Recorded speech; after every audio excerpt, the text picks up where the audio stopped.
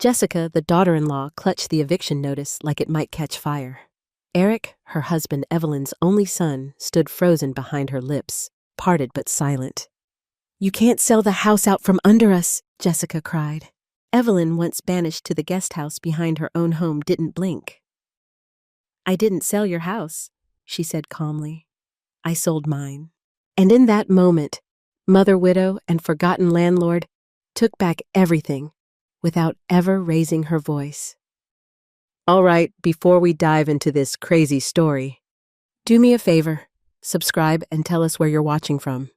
He said, "Mom, please knock before coming in," like I didn't raise him inside these walls.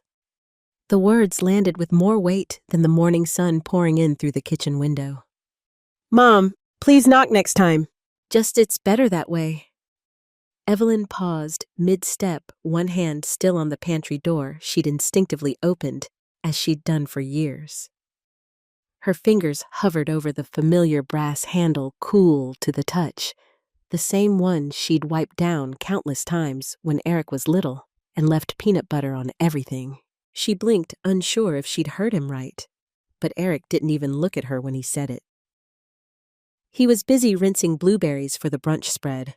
Jessica stood nearby, humming softly, arranging plates that matched the eucalyptus-themed napkins she insisted were holiday neutral. "It's just a boundary thing," Jessica added breezily. "The guest house is so cozy for you anyway." "The guest house?" Evelyn smiled, but it didn't reach her eyes. Her gaze fell to the floor where the kitchen tile changed, white marble inside a short wooden step down into the mudroom. She had helped choose that tile 20 years ago, back when she and Mark had first bought the place. Back when it was just one house, not theirs and hers. Later that morning, during brunch on the patio, Jessica raised her glass of orange mimosa and announced brightly, "This is my mother-in-law, Evelyn. She lives in our back unit for independence. Isn't that cute?" A round of polite laughs followed. Evelyn chuckled too, her teeth barely brushing together. Across the table, a younger guest looked over and said, "Oh, that's awesome! Kind of like a built-in grandma suite?" "Exactly," Jessica beamed. "We're all about modern family design." Evelyn said nothing. She focused on cutting her quiche. It crumbled beneath her fork. The sun was warm on her shoulders, but something in her chest felt cold, like a locked door she'd never asked to walk through. That night, in the small kitchenette of the guest house, Evelyn rinsed a single teacup. The walls were quiet, too quiet. Her fingers trembled, not from age, but from memory. She dried the cup slowly, then walked to the back cabinet, the one beneath the tiny microwave where she'd tucked away the fireproof lockbox years ago, back when Mark was still alive. She pulled it out, placed it on the table. The key was on a string tied to her sewing scissors. The click of the lock was soft, but final. She flipped through the neatly labeled files. Insurance. Medical. One worn envelope faded at the edges. Marked property deed, 2003, Wisteria Lane. She pulled it out. Her hands didn't shake this time. The document inside was crisp. Her name. Evelyn Marie Thompson. No cosigner. No secondary owner. No amendment. Mark had told her to keep it that way. "You don't know what the future holds, Evie, but you've got to hold the title. Always." At the time, she'd thought it was paranoia. Now she knew it was prophecy. She sat there for a long time. Outside, the lights of the main house flickered off one by one. Through the window, she could see Jessica moving past the bedroom curtains silhouetted in candlelight, laughing into her phone. Probably telling someone how cute it was that her mother-in-law had her own little space. Evelyn placed the deed flat on the table. She stared at her own name, black ink, on white paper. Undisputed, unchanged. Not a guest, not a tenant, not a forgotten fixture behind the kitchen. Evelyn smoothed the edges of the paper rose from the table and slid it back into the envelope. As she tucked it into the lockbox, her voice was barely audible but sharp as glass. "Let's see who really owns this story. They labeled my towels." I remembered signing for the plumbing they now use. The towels were folded neatly on the shelf above the shared washer. white plush and embroidered with a single navy blue letter. E. Not Evelyn. Not Mom, just E, like a placeholder. She stared at them for a moment longer than necessary. The initials weren't decorative, they were designations. Next to hers were two other stacks, one labeled J and one Eric. Separate shelves, separate initials. Jessica appeared in the doorway of the laundry area with her usual polished tone, like every word was part of a podcast intro. Oh, I hope you don't mind. I just thought it'd be more hygienic. You know, since we all have different prefer. And says, hygienic. Evelyn echoed softly. Yeah. Jessica smiled, folding a dish towel as if it were a delicate sheet of origami. And it just helps avoid mix-ups. Makes everyone feel respected. Respect. Evelyn nodded, though something inside her shifted like drywall cracking beneath paint. Later that day, Evelyn returned to her guest house to find a glossy brochure tucked under a grocery receipt on her counter. Pale lavender and soft teal font, Harmony Pines. A luxury-assisted living experience. She picked it up carefully, like it might burn. The paper was thick, the kind that screams expensive even before you read a word. There were sticky notes attached. One had a scribble in Jessica's unmistakable handwriting. Just something I saw in the mail. No pressure. Another said planning ahead is self-care. Evelyn stared at the pamphlet a long time, then at the trash can. Then very calmly folded the paper, opened her silverware drawer, and placed it underneath the forks. That night, during a brief moment in the backyard, when Eric stopped by to check in, he stood awkwardly near the garden hose, hands shoved in his sweatshirt pockets. We should talk soon, he said. About, future care stuff. Evelyn tilted her head. Future care, just in case. You're still sharp, obviously. He laughed nervously. But it's good to be prepared.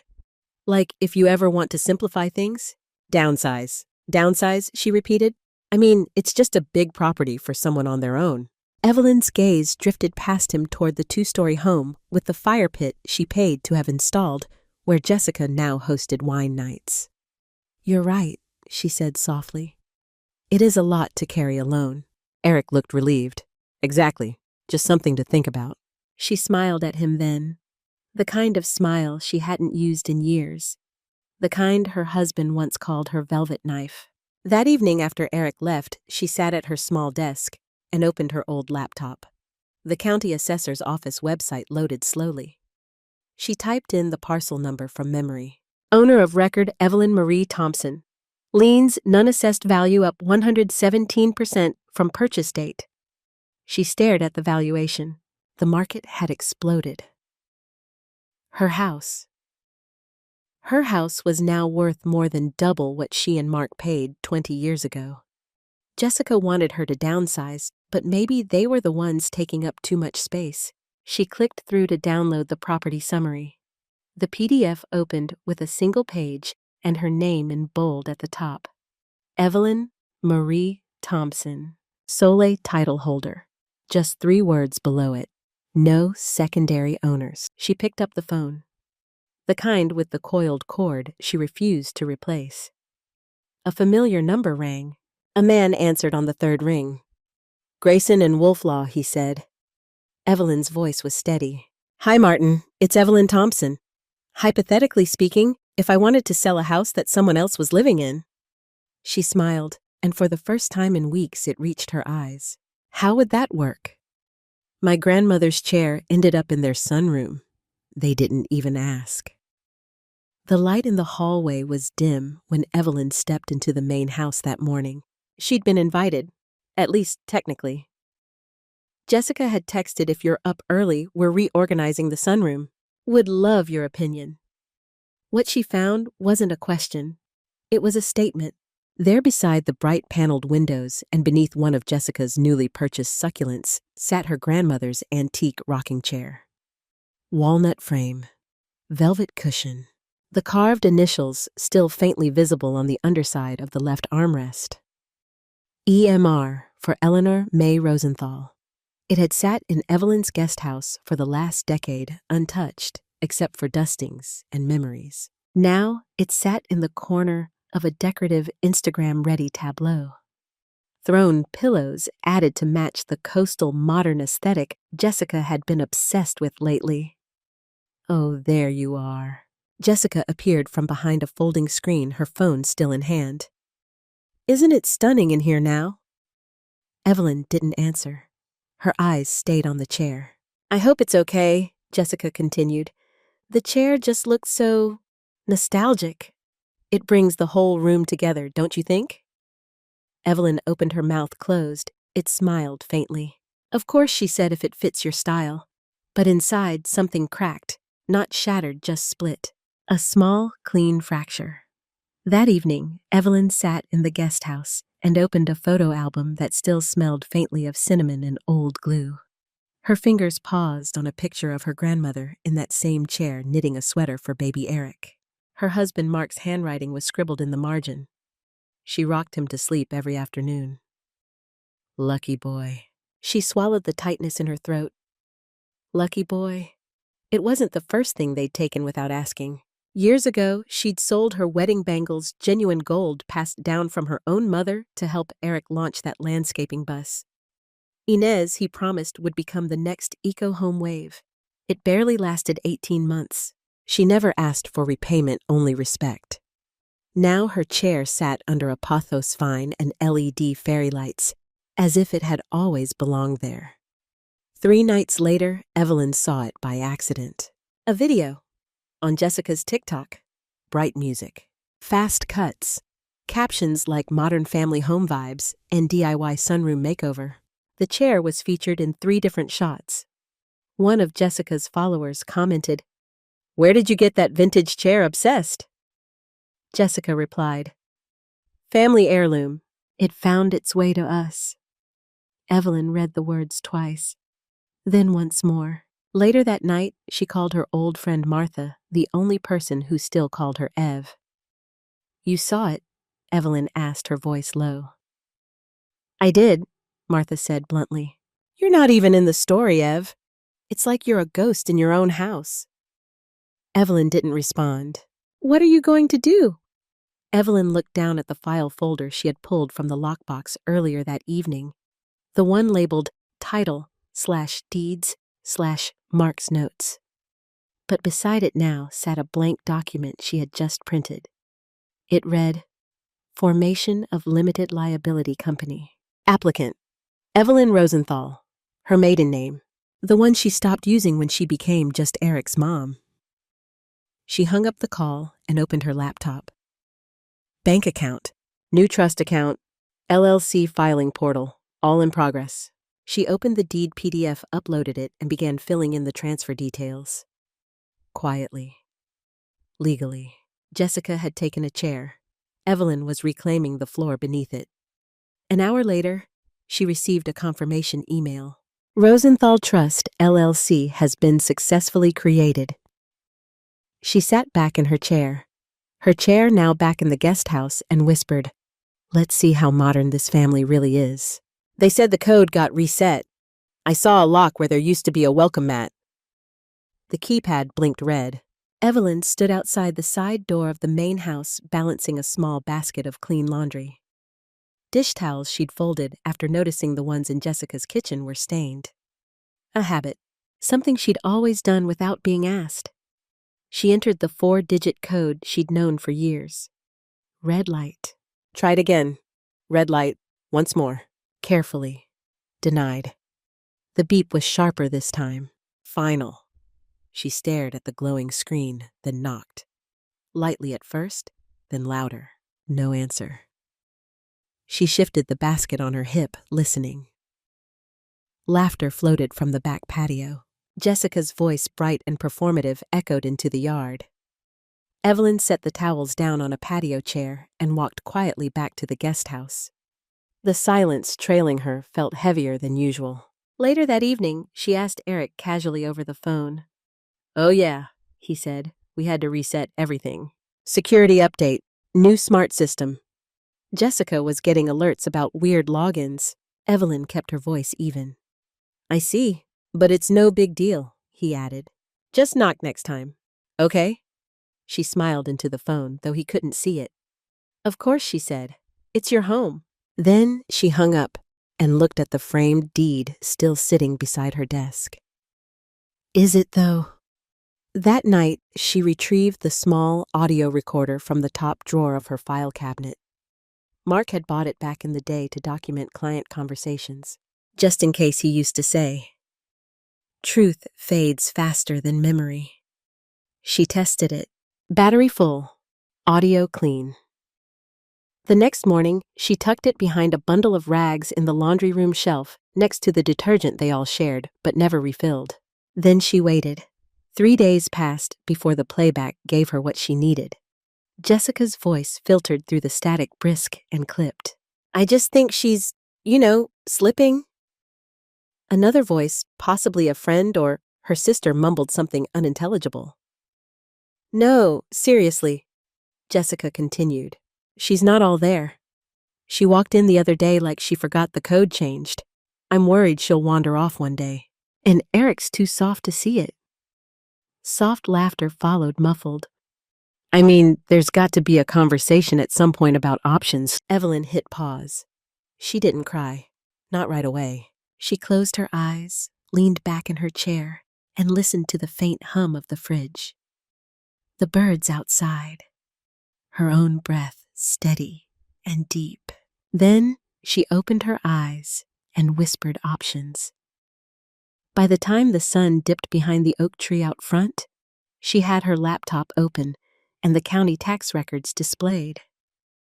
She clicked through the payment history. Every year. Her name, her checks. Jessica and Eric hadn't contributed a dime. She still paid every cent of property tax on the parcel where both their dreams and their door lock stood. Noted.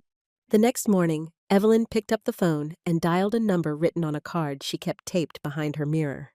Thompson Realty, the voice said. This is Armin. I need a discreet agent, Evelyn said. A pause. Okay, what are you selling my home? She said plainly. Great. What kind of timeline are you hoping for? No rush. But no sign. No flyers, no online blast. Another pause. Off market. Yes, understood.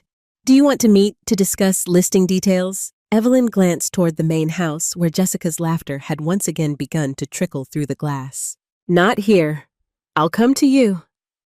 That night, Evelyn folded the clean towels again, this time neatly placing them in a box marked donation. She slid the box under her bed. Outside, the keypad blinked silently in the dark. But inside her guest house, the wheels had already started turning, and no one had changed that code. They went away for a wine weekend. I opened their home to strangers, with contracts. It was the scent that hit Evelyn first. Lavender linen spray. A brand Jessica always overused, misting it across pillows and curtains before guests arrived. But this time, the scent belonged to her plan. The moment their SUV backed out of the driveway, bags packed Bluetooth speaker bouncing with road trip tunes. Evelyn stepped out of the guest house and walked slowly, confidently toward the main house. A folder was tucked under her arm, gloves in her pocket. The front door was unlocked. She still had the keys. Not that they remembered. Inside, sunlight filtered across the kitchen counters as if it were any normal Saturday. But this wasn't a normal day. This was the showing. 2 soft knocks came at the door precisely at noon. Evelyn answered it with a calmness that surprised even her. Hi, said a woman in a gray blazer and boots too expensive for a cold January day. Armand's assistant. You must be Mrs. Rosenthal. Evelyn nodded, using her maiden name as planned. Please come in.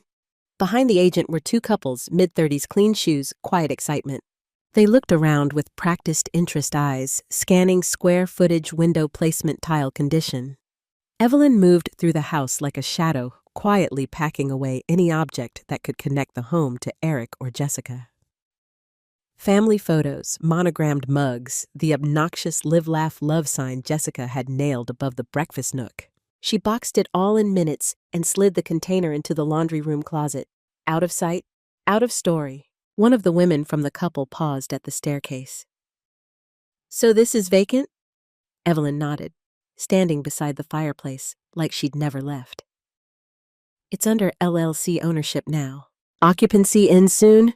Turnkey ready. Nice bones," the man added. "Kitchen's a little dated, but it has character." The assistant chimed in. "Property comes with clean title, no liens, and it's rare for something this central to stay off market this long." Evelyn stayed silent, listening, and for the first time in years, she was the one being heard. At the end of the walkthrough, one couple lingered. The taller of the two extended a hand. "We'll offer 15 over asking," he said. "No contingencies. We can wire by Tuesday." Evelyn didn't flinch. "I'll have my lawyer review everything." She walked them to the door and shook their hands one by one the way Mark used to after a solid business deal. Outside, a neighbor, Mrs. Connolly, from across the street, stood with her arms crossed, garden shears in hand. She raised an eyebrow as the buyers drove away. "You selling?" she asked. "I thought your son owned this place." Evelyn smiled. The wind tugged gently at her collar. "Never gave it away," she said. That evening, back in the guest house, she peeled off her gloves and placed the signed intent to purchase forms into her folder. Before she went to bed, she walked once more into the main house and stood in the master bedroom. She reached down and rolled up the cream rug Jessica had imported from Italy, gifted from her parents, as she often reminded guests. Evelyn wrapped it carefully in plastic and slid it under the guest house bed. No one would notice until it was too late.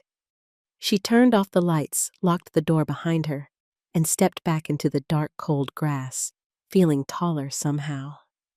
The next afternoon, Jessica returned from her trip, sunglasses still on suitcase dragging behind her. She stepped into the bedroom and froze. "Eric," she called. "Did you move something?"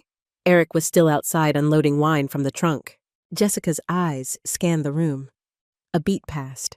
"Where the hell is the rug?" Then louder, tighter. "Why does this feel empty?" They talked about remodels. "I finalized escrow." The morning Eric showed Evelyn his Pinterest board of modern kitchen inspo, she nodded slowly and stirred her tea. "We were thinking subway tile with a waterfall island," he said, swiping through saved photos on his phone. "It'll really elevate the space, make it more marketable down the line." Jessica chimed in from across the room, holding her latte like a trophy. "We're investing in the future. It's about creating generational wealth, right?" Evelyn smiled into her cup. The steam warmed her face, but her hands stayed cold. "Generational wealth," she repeated softly. If only they knew what she'd been finalizing that very morning. Back in her guest house, the printer hummed quietly on her desk. 2 documents slid out: a finalized purchase and sale agreement and an accompanying notice to vacate. Her lawyer, Martin Wolf, had moved fast. The buyers had wired their earnest money. Escrow would close in 21 days. Evelyn sat with the paperwork, reviewing every clause, every comma. Martin had been precise. She was well within her legal rights. Eric and Jessica were not tenants. They were residents, informal, undocumented, and had no lease agreement. But out of courtesy and formality, Martin included a 30-day notice to vacate. And then there was the leverage. She opened the manila folder marked Lien Documents 2011. Flashback. It had been a bitter winter when Eric came to her and Mark with the business loan story. His landscape company had overextended again. He begged for help. Mark agreed on one condition: they file a lien on the house until he repaid the amount. Eric signed without hesitation. "I'm your son," he had said at the time. "I'd never screw you over." Mark had kept the papers, and after his death, Evelyn had locked them away. Now she retrieved them, still notarized, still binding. Eric may have forgotten. Jessica likely never even knew. But the house remembered. That afternoon, Evelyn prepared the envelope. She placed the notice to vacate the escrow confirmation and a copy of the lien agreement inside a crisp folder. On the cover, she typed one line in bold font: "For your review, urgent." She sealed it, addressed it, and walked the half-mile to the post office herself. She didn't trust couriers anymore, not with this, certified the clerk asked. Evelyn looked him in the eye and tracked. The envelope slid across the counter and disappeared behind the divider.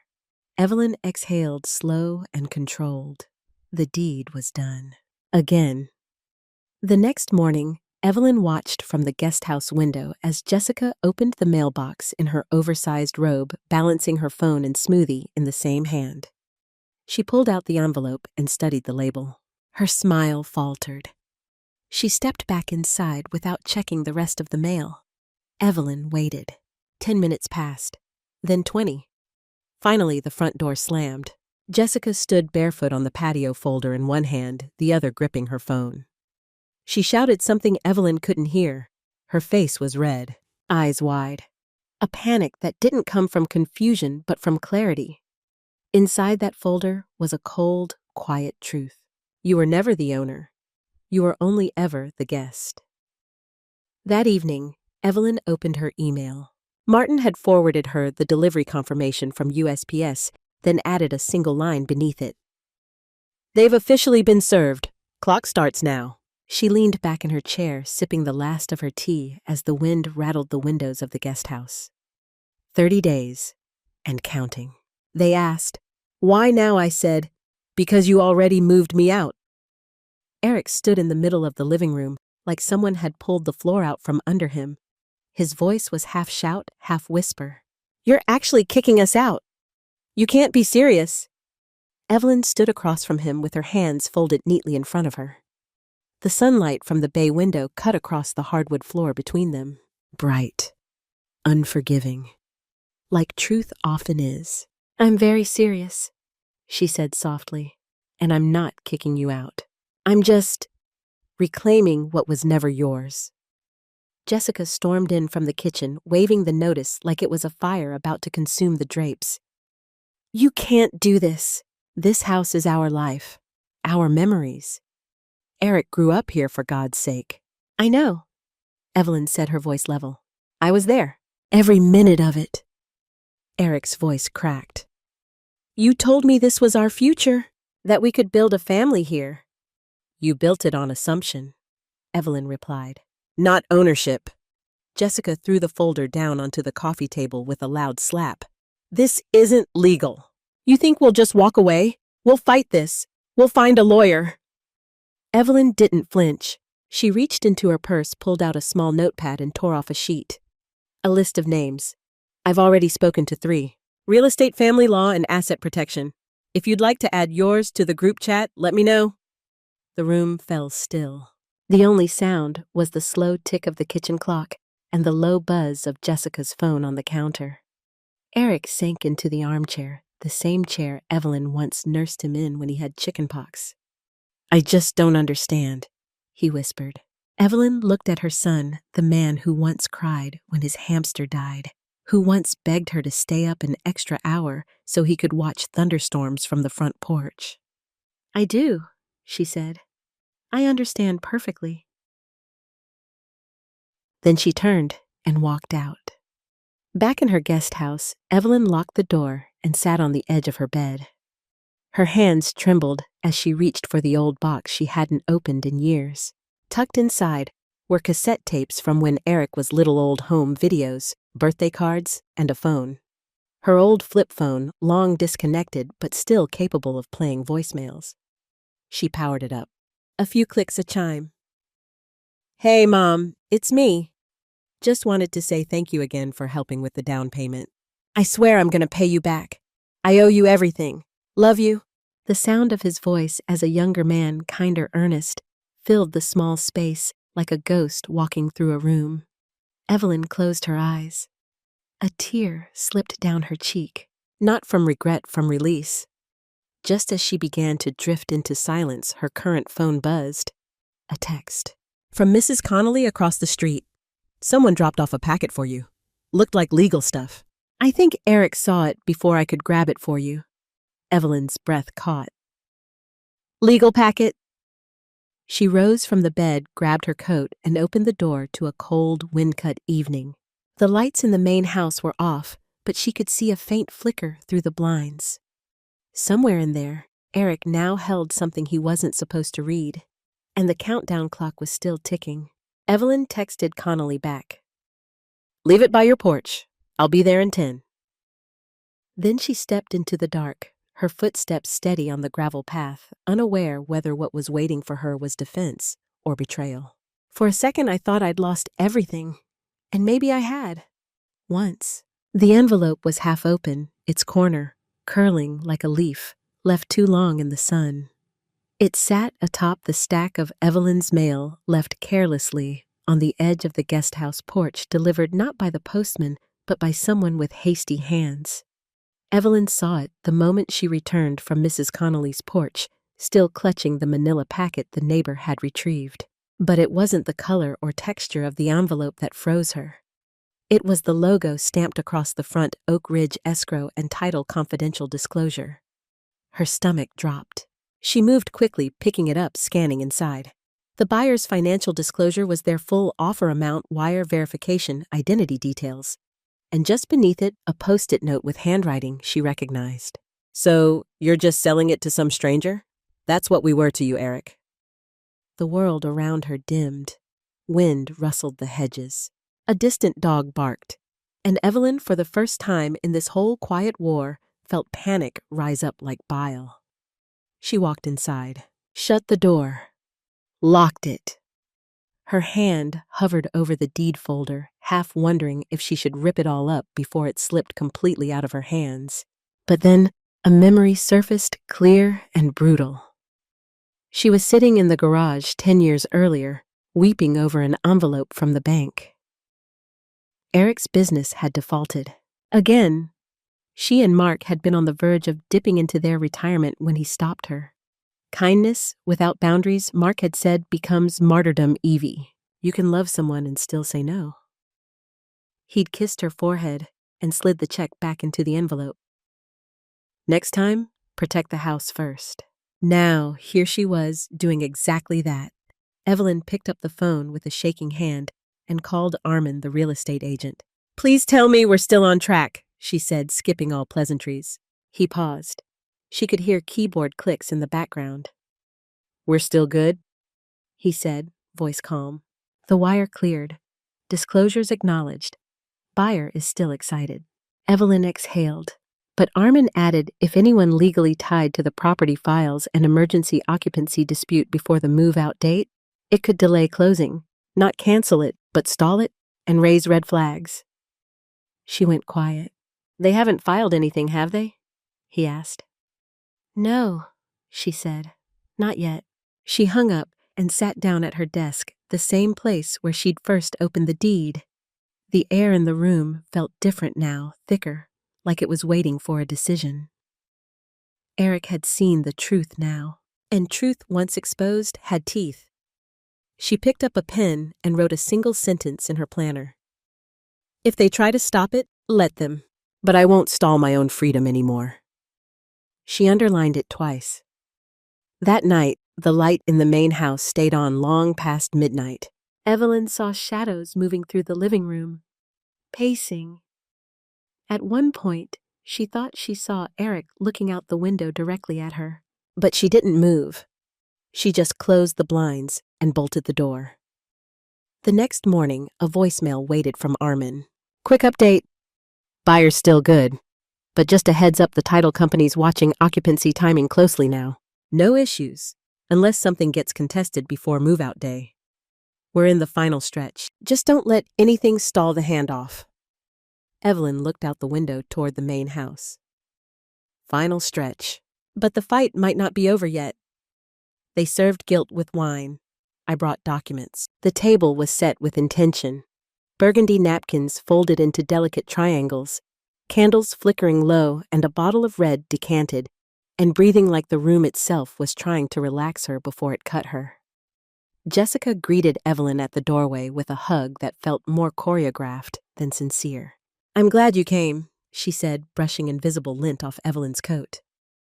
"Let's just have a nice talk tonight." Evelyn stepped inside without smiling. Her eyes drifted around the dining room, the same one where Mark had once carved the Thanksgiving turkey. while Eric held the mashed potato bowl like it was gold. Now the walls wore framed canvas quotes like "family is everything." The irony was so thick she could smell it over the rosemary chicken. Eric sat at the head of the table, shoulders tight beneath his dress shirt. Evelyn noted the unopened envelope resting at his elbow, her certified letter still sealed, still unread. Jessica poured the wine, her tone airy. "I figured we could be civil, just clear the air. Nobody wants tension during the holidays." "No," Evelyn said, settling into her seat. "That would be inconvenient." Plates were served, toasts were made. Then the real meal began.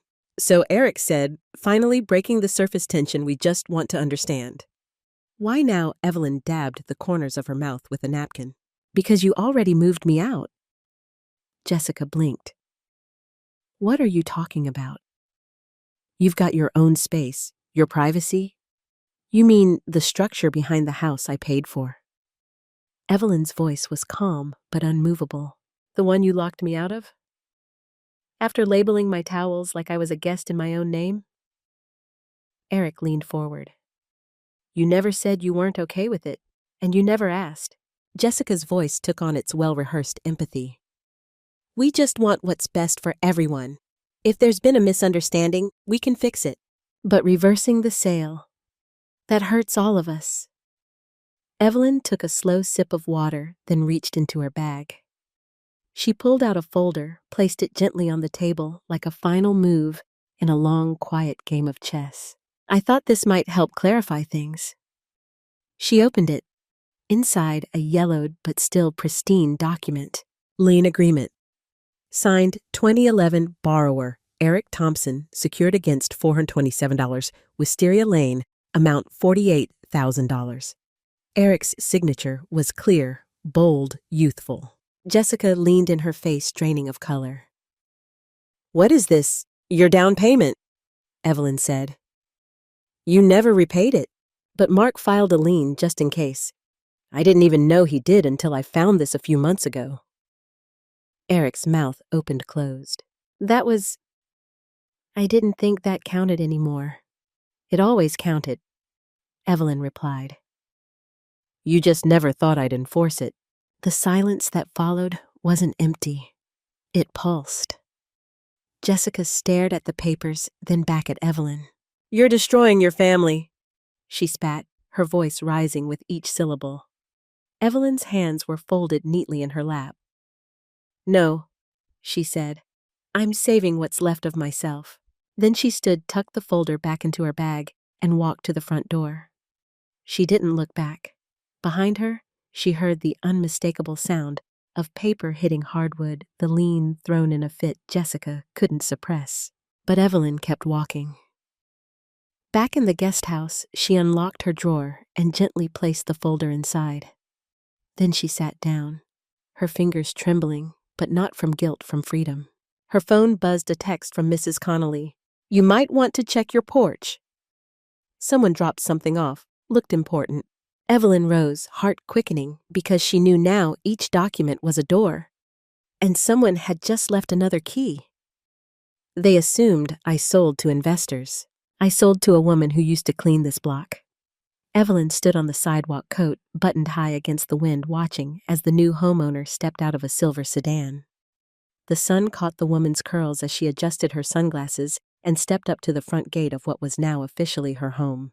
She walked like she already belonged.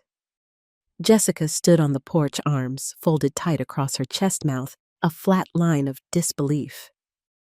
Eric hung back near the garage, pretending to scroll through his phone. "Hi," the woman said warmly, offering her hand first to Evelyn, then to no one else. "You must be Evelyn." Evelyn smiled. "I remember you." She did. 5 years ago, this woman had cleaned several houses on the block, hers included, back when Evelyn's knees could no longer keep up with scrubbing. Jessica had once hired her for a deep clean before a baby shower, then complained that she charged like she thought she was a designer. Never tipped her. "I'm glad you remembered," the woman said, keys now in hand. "Not many people do, especially not by name." Evelyn looked over her shoulder, where Jessica was now approaching, heels sharp against concrete, voice even sharper. "Excuse me, I don't think this is the right house." "There must be a mistake. We haven't even moved out yet." "There's no mistake," the buyer said, calmly pulling a folded document from her bag. "The title transfer, the closing confirmation, the LLC paperwork, all signed, all sealed." Jessica's fingers twitched. "I'm not sure you understand. This is our home." "No," Evelyn cut in, her voice calm but firm. "It was never yours. You just lived here while someone else paid the taxes." Eric finally looked up, guilt and exhaustion hollowing out his features. He didn't speak. The buyer turned to him, offering a gentle nod. "I used to sweep your front porch every Tuesday. You never noticed." Evelyn stepped beside her. "She has more respect for homes than you ever did." The silence was longer this time. Jessica's jaw tensed. Eric turned away completely. Inside, the house had been cleared of their personal belongings, save for a few forgotten items, a cracked photo frame, a branded mug, and empty wine rack. The buyer, her name was Carla, walked the perimeter slowly, then paused in the living room, running her fingers along the windowsill Evelyn once painted herself. "I used to dream of living on this block," Carla said quietly. "Didn't think it would be here in this house." "You earned it," Evelyn said. She meant it. Carla turned to her and handed her a small wicker basket. Inside were lemon muffins, a thank you card, and a pair of handcrafted keychains. "This house will finally be loved," she said. Evelyn held the basket in both hands, stunned by the weight of kindness. Something so rare in that house for so long. From behind them, a moving truck pulled up. Jessica gasped, loud and angry. "They're early." "This isn't over." Carla turned, smiled. "Actually, it's just beginning." Evelyn stepped out of the doorway, letting the light in. The door closed softly behind them. "They left me the guest house. I gave it to someone who needed shelter more." The walls had always been thin, but that morning, the silence inside the guest house was profound. No more arguments floating from the main house. No more coded, passive-aggressive remarks tossed across the lawn like dry leaves. No more waiting for permission to breathe inside the property her hands helped build. Now Evelyn stood at the threshold of the guest house, not as a forgotten parent, but as a decision-maker. She unlocked the door, stepped inside, and exhaled. The space was small, yes. A kitchenette with chipped countertops, an old love seat with a sun-bleached armrest, and a twin bed tucked under a curtained window. But it was hers, legally and officially hers. And soon it wouldn't be. Martin had filed the paperwork months ago, long before Evelyn had even decided to reclaim the main house. A precaution, he'd called it. She didn't realize it then, but that tiny action subdividing the parcel was the first domino. Now that the home had sold, and the deal had closed, the guest house existed on its own lot, with its own title, and Evelyn knew exactly what to do with it. She picked up the phone and dialed the number she had scribbled on a church bulletin a year ago. Haven Step Shelter Network. "Hi," she said. "My name is Evelyn Rosenthal. I have a guest house. It's fully equipped, and I want to donate it to someone who needs it more than I do." There was a pause on the other end. Then a voice replied, stunned but steady. "Are you serious?" Evelyn smiled. Dead serious. 3 days later, a van pulled into the driveway. It was modest, painted in soft blue with Haven Steps stenciled on the side. 2 women stepped out. One wore a clipboard. The other clutched a duffel bag and tried not to look anyone in the eye. Mia, 22. No family. 1 year out of a trauma shelter. 2 months clean. She'd been couch hopping, working part-time at a diner, too afraid to dream about a place of her own. Evelyn greeted her with no fuss, just a gentle smile. "I'm not offering charity," she said. "I'm passing on what should have never been hoarded." Mia looked around the space. Touching the edge of the bed, the clean towels stacked in the cabinet, the small lamp shaped like a tulip Evelyn had kept for years. And then she cried. Not loud, just enough that Evelyn had to blink back her own tears, too. No one's ever given me a key before," Mia whispered. Evelyn took her hand and wrapped Mia's fingers around the brass key with the blue ribbon tied to it. No one should feel unwanted in their own home, she said. That night, Evelyn made tea and sat outside on the steps of the now empty house she no longer needed. She watched as Mia watered the basil plant by the window, already trying to make the space her own. The next morning, Evelyn opened her laptop and saw the headline, "Retired Woman Donates Guesthouse to Shelter Network. A Home Should Be Shared, Not Weaponized." Her photo was beside it, hair tucked under a wool hat. Eyes sharp posture, quiet but proud. The article had already been shared dozens of times. In the comments, people tagged their moth years, their grandmothers. This is what power looks like. We need laws protecting people like her. She's my hero.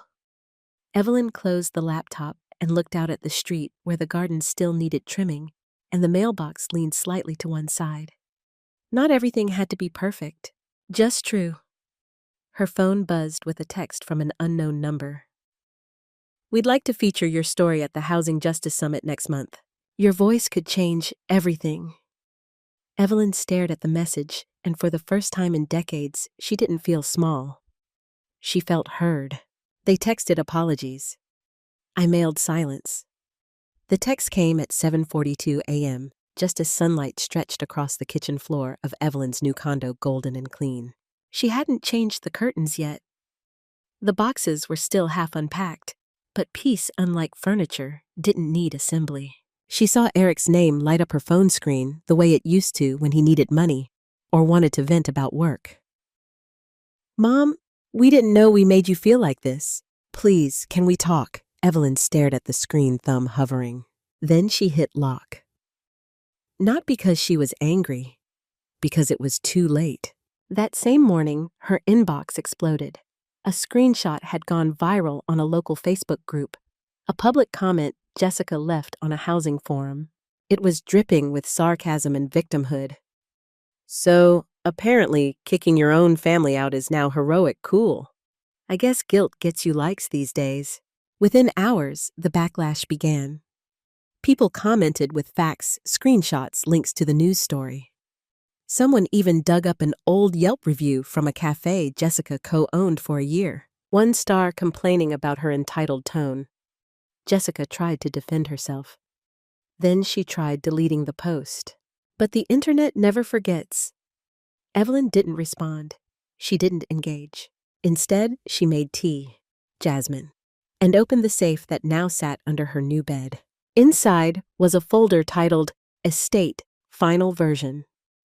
She pulled out her will, reviewed it line by line, and made 2 changes. Removed Eric Thompson from all future property or asset claims. Reassigned her life insurance beneficiary to the Haven Steps Housing Fund. She paused before sealing it, wondering if she felt lighter. She didn't, but she felt right. Later that day, while sorting through an old keepsake box, Evelyn found a folded sheet of construction paper crinkled at the edges. On it was a drawing. Stick figures standing in front of a big yellow house with a blue sky and a crooked tree. At the bottom, written in a child's uneven scrawl, "I love you, Grandma. You make everything feel safe." Lily, her granddaughter, just 6 when she drew it. Evelyn traced her fingers over the crayon lines. That was the only piece of the past she couldn't bring herself to throw away. She slipped the drawing into a new frame, set it on the windowsill, let it catch the morning sun. The next evening, her phone buzzed again. This time, it wasn't Eric. It was a number from Haven Steps. A soft, hopeful voice came through the line. "Hi, Ms. Rosenthal. We'd like to formally invite you to join our Housing Justice Advisory Board. We think your story could help us shape future community programs." Evelyn blinked at the window where dusk was beginning to fold into the city skyline. "Let me think about it," she said. "But thank you." She meant it. After she hung up, she looked down at the framed drawing on the windowsill, and then at the envelope sitting unopened on the counter, forwarded mail from the old address. It was another letter, this one handwritten. The return label said Jessica Thompson. Evelyn slid it into a drawer unopened because not every ending needs to be answered. They called it a betrayal. I called it a contract from a decade ago. It arrived in a heavy cardboard mailer, the kind you'd expect to contain a diploma or a retirement plaque. Jessica hadn't been expecting a delivery that morning, and when the doorbell rang, she opened it without thought, barefoot, and still holding a half-drunk protein shake. The delivery man handed it to her with a signature pad and a quick nod, offering nothing but a courteous, "Have a good one." The return label read, "Wolf and Associates Legal Counsel." No note, no preview of what was inside. She took it to the kitchen island and opened the flap with a butter knife, moving cautiously, almost nervously, as if her hands knew before her mind did that whatever was inside this envelope wasn't meant to be casually received. Inside was a picture frame, thick mahogany, immaculately polished, professionally mounted. But it didn't hold a photograph or a certificate of congratulations. It was the original, signed and stamped a decade old, yet preserved like a weapon freshly sharpened. Jessica stared at it, her eyes scanning quickly over the bolded title, Lion Agreement Asset Leverage and Equity Surrender 2011, before landing on the signature at the bottom. Eric's right there in permanent ink, his name tied to Evelyn's in a binding contract that neither of them had spoken about in years. Her heart began to pound. Her mind flipped through 1,000 versions of what this meant, none of them good. A small, folded note had been tucked inside the package behind the glass frame. She opened it expecting paragraphs or a lecture or something emotionally manipulative. Instead, it was just one clean sentence. "This isn't revenge. It's receipt. E." Jessica dropped into the nearest chair, the frame still propped in front of her, as if Evelyn were standing there herself, presenting the truth like a mirror she could no longer avoid. By the time Eric returned from a quick run to the hardware store, the kitchen felt colder. Jessica didn't look up as he walked in, too focused on the document in front of her. "What's this?" she asked quietly, holding it up without breaking eye contact. Eric squinted at the paper, confused. "Wait, is that—" "You signed it in 2011, she said. "Apparently, when she helped you avoid foreclosure, you used this house as collateral, and she filed it. You never paid her back. Did you forget that part?" Eric blinked hard, clearly scrambling for the timeline. "That was supposed to be informal. She said she told me she didn't care about repayment." Jessica laughed just once, sharp and bitter. "You really thought that woman didn't keep records?" Eric rubbed the back of his neck and sat down across from her. "It was a different time. We were desperate, and she said she didn't want it back." "She didn't want money," Jessica snapped. "She wanted respect, which you handed over in a loan and never returned." They sat in silence for several long seconds. Finally, Eric spoke again. "Is this legal?" Jessica didn't answer right away. Instead, she picked up the frame again, staring at the small, embossed seal in the bottom corner. The document had been reviewed, notarized, and filed at the county office over 10 years ago. There was nothing to challenge. "She framed it," she said finally, her voice quieter now. "Like a painting, like a trophy." Eric exhaled slowly, like a man finally realizing how far he'd fallen behind a plan that had started long before he noticed. "She always plays the long game," he murmured. Jessica stood, walked to the other side of the kitchen, and pulled her phone from the counter. She stared at it for a long moment, then opened Instagram. She didn't think. She just typed, "You never really own anything. Just ask my MIL." It was childish, reactionary, and useless. But at least it was honest. Evelyn, meanwhile, was sitting in her reading chair by the window when Martin's email arrived. "Framed and delivered. You now officially own more than the memory. You own the moment." She closed her laptop with a soft click and stood to pour herself a cup of peppermint tea. The air was calm, the light slanting in just right. On the mantel next to the photo of Mark in his old garden hat sat the original copy of The Lean, Unframed Dog-Eared, but no less powerful. Evelyn didn't need a courtroom to prove her worth. She just needed ink, patience, and time. Her phone buzzed again. It was Mia. "Ms. Evelyn, I just finished decorating. I named the second room after your husband. I hope that's okay." Evelyn's smiled eyes stinging gently. Her fingers hovered over the screen before she typed back. "It's more than okay. Thank you for remembering him." She placed her tea on the windowsill and looked out over the city. She hadn't lost anything. She'd simply taken back what was always hers. They chased square footage. I built piece by the square inch. The steam curled upward from Evelyn's teacup, rising in delicate swirls that shimmered in the golden light of late morning. She sat on the small front porch of her new condo, a modest corner unit in a quiet co-op just 3 stories above a community garden that bloomed with kale, rosemary, and lavender. Every inch of this space had been chosen with care. Not for status, not for square footage, for peace. The chair beneath her creaked slightly as she shifted, wrapping her cardigan tighter around her shoulders. The scent of tilled earth drifted up from below, warm and sweet, blending with the citrusy tang of her orange blossom tea. A faint breeze carried the soft laughter of 2 children chasing each other between garden beds. Evelyn closed her eyes and listened. No one called her a burden here. No one asked her to knock. This was hers. Inside, a corkboard hung just above the desk, in her reading nook, filled with photos and notes from women she now mentored at the housing nonprofit. The board had grown fuller in the last few weeks. New faces, new stories, new voices, all layered into her life like brushstrokes in a shared painting. Each woman came from something bruising, a shelter, a silence, a mistake they thought they had no right to recover from. Evelyn didn't offer them salvation. She offered them space and perhaps the quiet dignity of being seen. Sometimes it's not about the house, she told them once during a round table.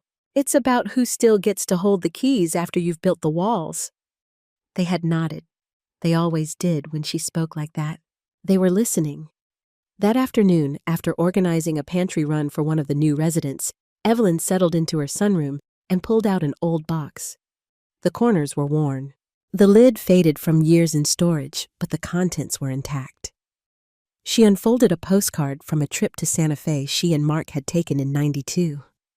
A snapshot of him smiling in front of a red adobe wall fell out, faded, but vibrant enough to summon his voice in her mind. It was never just property. She could still hear him say, his voice warm and grounded. "It was your boundary. I wanted you to always have a line they couldn't cross." She pressed the photo to her chest and closed her eyes. He'd known what she didn't back then, that one day the people closest to her might redraw the lines, and that when they did, she'd need to know exactly where to place her own. Later, she stepped out again, cup in hand, just as the sky began to blush with dusk. Mia's message had arrived earlier, but she hadn't opened it yet, wanting the moment to be quiet when she finally did. Now on the porch, with the city humming softly around her and the garden below casting long green shadows, she tapped the screen and read, "I just gave birth. She's healthy. 7 pounds 1 ounce. I named her Eve for you." The world narrowed for a beat, not from pain, but from overwhelming softness, like something inside her had been rewritten in ink that would never fade. Evening, not Evelyn. Evening, a beginning, not just an echo. She blinked back tears, let one fall, and smiled, not for show, not for anyone else, just for herself. A soft knock pulled her from the moment. A courier holding a clipboard and an envelope addressed in handwritten ink from the Housing Justice Alliance inside an invitation. "We'd like to feature you at our national summit. Your voice has become the reason women believe boundaries can be rebuilt. Say yes." Evelyn looked out at the garden again, then at the photo of Mark in her lap. "Let's give them something to remember," she whispered. "They gave me the Guesthouse. I kept the land beneath their feet."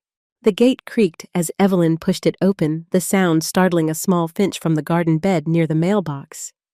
The walkway was freshly paved now, Pale stone tiles replaced the old cracked concrete path she remembered all too well. Rosemary hedges lined the edges, the scent warming in the sun. A new owner had clearly moved in with care, love, and attention to every inch. She paused at the edge of the yard, letting the wind brush her cheeks.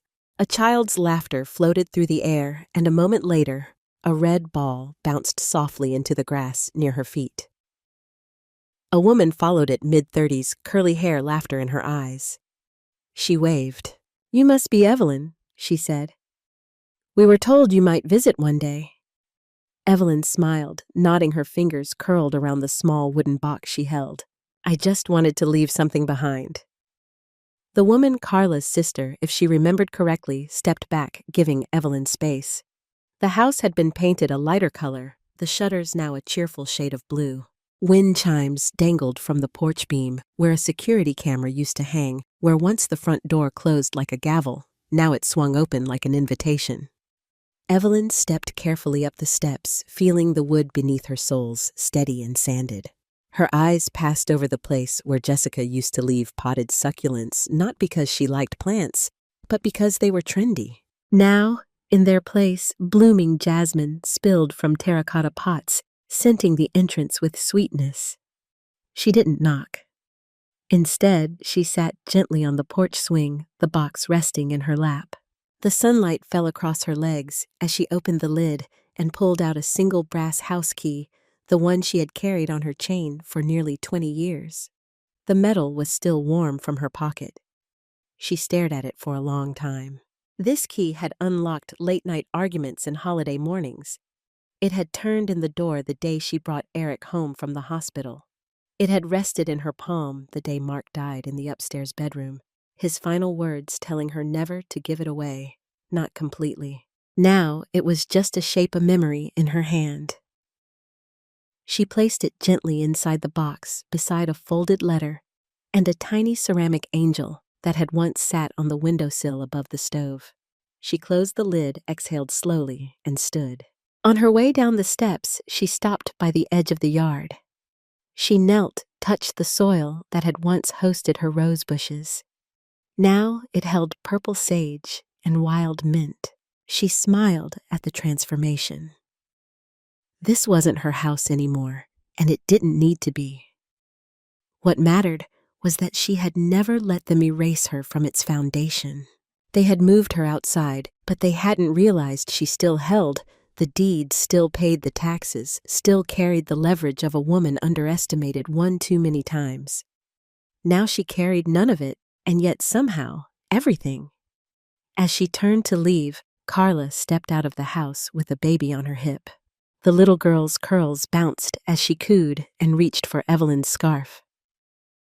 "Her name is Eve, Carla," said softly. "I thought you should know." Evelyn froze, her throat tightening. "I hope that's okay." She placed a hand over her chest. "It's perfect." She walked down the block slowly, the wind lifting the corners of her coat, her steps unhurried. With each pace, the weight of the years peeled away, layer after layer of silence, tolerance, and overlooked value falling behind her. By the time she reached the corner, the house was no longer visible, and for the first time in decades, she didn't feel outside anything. She had moved beyond it, voiceover internal. You don't need to scream to reclaim your name. Sometimes you just need a pen and a quiet plan. They left me outside. I left them out of history,